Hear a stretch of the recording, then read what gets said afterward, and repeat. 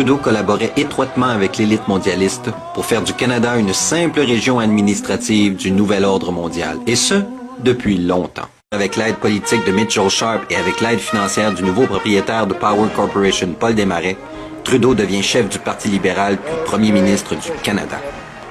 Dès qu'il se retrouve au pouvoir, Trudeau se joint au Club de Rome, une organisation mondialiste qui a pour objectif d'établir une gouvernance mondiale sous les prétextes de crise environnementale et de surpopulation de la planète.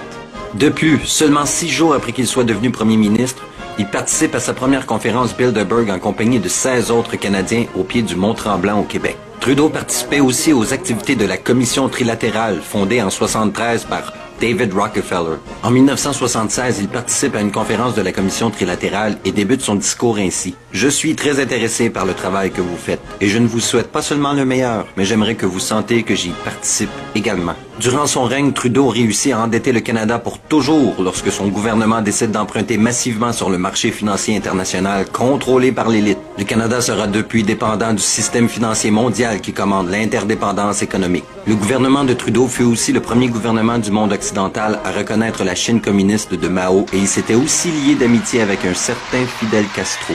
Pierre Elliott Trudeau était un ambitieux qui, dès sa tentative d'obtenir une bourse Cecil Rhodes, a cherché à grimper les échelons du réseau mondialiste pour y trouver la gloire. Il s'agit tout simplement d'un autre serviteur du nouvel ordre mondial.